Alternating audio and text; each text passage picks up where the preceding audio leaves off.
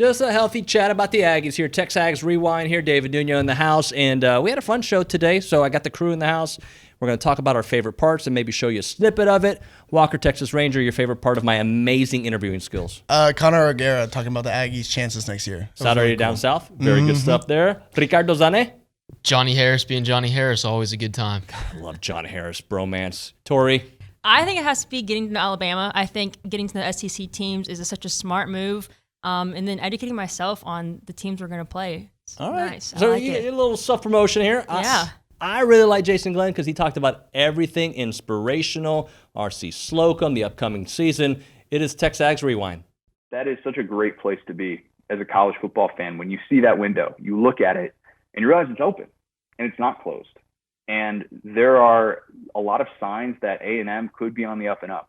The recruiting classes, the coaching staff, the development, it's all there. And you've never lacked that if you're A&M. You've never necessarily wondered where exactly those resources or, the recruiting was going to come from. But now having that coaching in place and having the personnel with all of these Fisher recruiting classes now there, I think it changes what you're capable of doing. And I'm fascinated to see what happens with A&M this year. And I don't necessarily think that going to a New Year's Six Bowl and repeating the success of last year is a bad thing. I think that we get caught up too many times in college football of playoff or bust. And I don't think that should necessarily be the case for A&M because, I'll be honest, if I'm sitting here predicting today, I'm not penciling A&M in to go to a playoff and to win the SEC necessarily because I think Georgia's maybe a notch above that this year. But I do think that it's an exciting place to be for A&M and to know that that's at least out there and that's not a pipe dream. You don't feel like every season is going to fall apart in November. This is a good time to be an Aggie, and I think it's one that A&M fans should embrace every day. My question is, it's kind of a dumb question, but I'll just say it out loud. How do they do it every year? They replenish.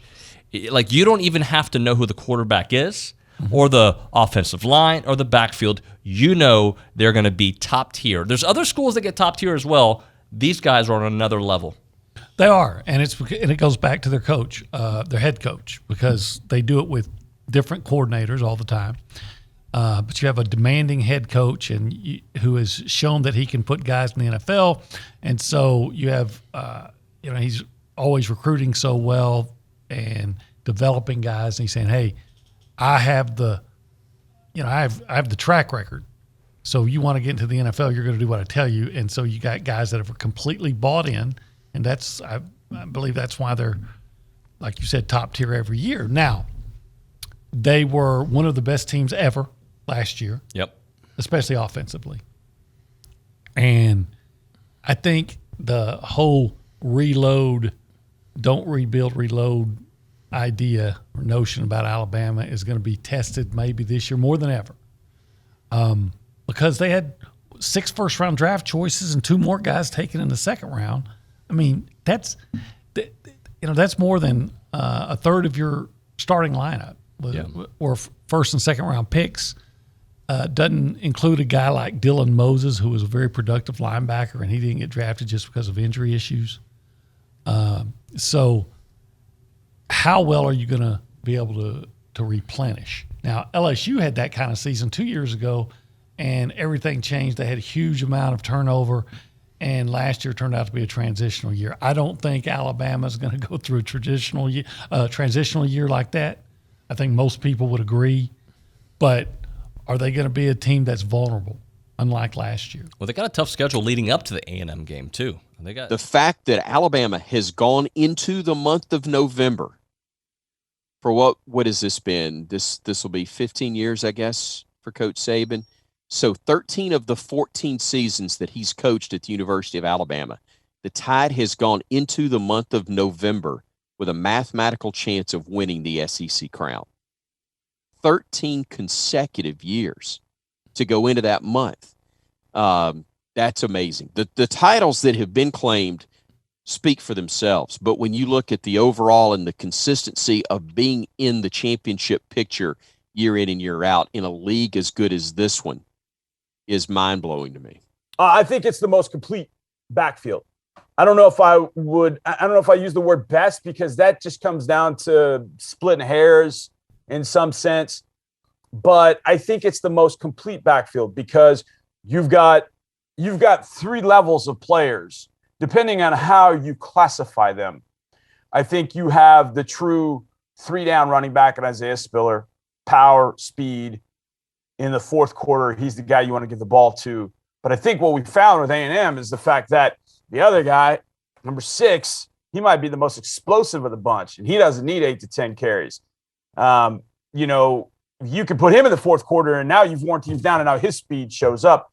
And then, to me, you've got the ultimate NFL wild card. And I say NFL wild card because I think more teams in the NFL are looking for a guy like Aniyah Smith because of all that he can do, where you line him up and what you do with him.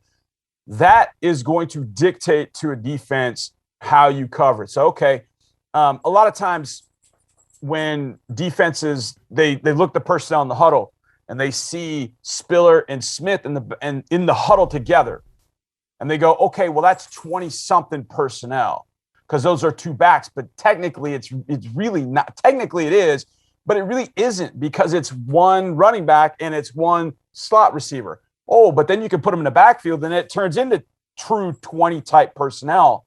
So you really can kind of mess with defenses with an eyes because you can use them in so many different ways. You can put them in a slot and you're like, okay, that's 11 personnel. They got 3 receivers with Smith. We're going to treat that like 11 personnel. Then Smith goes in motion, and now you can run, jet sweep. You can run power read. There's a lot of different things that you can do with him that you're not going to be able to do with other backs. I think these 3 together, and then, of course, 6 is, he goes to a totally different level. And I remember seeing him at Marshall, and, Gabe and I talked about this a lot. I was really excited to see what he was going to bring to the party. And then you started seeing it the last half of the year, and you're like, yo, this guy's a difference maker. So I think you've got 3 difference-making guys. You look around the country, I think, look, Alabama's going to have a decent crew. The University of Texas has got Bijan Robinson. Iowa State's got Breece Hall. Auburn's got Tank Bigsby. I think there's some places where there are some really good running backs. But in Iowa State, the guy that backed up, Breece Hall, Keeney Ngwanu, is now in the NFL. So it's going to be interesting to see how these backs come together. I think Oklahoma's crew could be kind of interesting, led by Kennedy Brooks, who's coming back after opting out of 2020. The thing about A&M, though, some of these places needs a quarterback to be a significant part of the running game. With these 3 running backs, A&M doesn't have to have that. Now, obviously, we heard the news about RC, and our thoughts and prayers are obviously with him. What does he mean to you, and what does he mean to that whole group of Aggies that played for him? He was a dad for us, and people understand that, man. And we me and my brother's birthday was just this past weekend, and we went to go celebrate before he leaves to go to Detroit. And we was just talking about Coach Slocum, and we also did our impersonation. Okay, guys, you got to go down there now. You got to knock somebody's head off, and you got to, But for us to be 40, 45, and 50 years old, still talking about Coach Slocum and the things he done for us, not just as a coach, and that's the thing people don't, they don't see. The father figure, when guys needed a father figure, when they needed somebody to talk to, when they needed that special man to help them grow into that man, he was there, man. And he's still there. We had a conversation. I'm picking up my son from school, and me and Coach Slocum had a conversation for 2 hours. And not one thing, none of it was about football. It was all life. It was about 3 weeks ago. At the end of the school year, I'm picking up my son, and we had a conversation for 2 hours. 2 hours.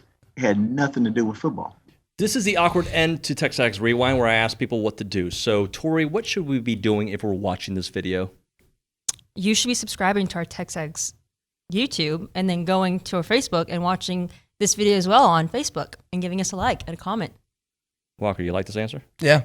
I'm smashing the like button. That's what I wanted to hear. Hit that notification bell as well. Yes, and buy our merchandise, dude. We don't have any yet for sale, right? Oh, we do. On shop at Okay. TexAgs Shop online.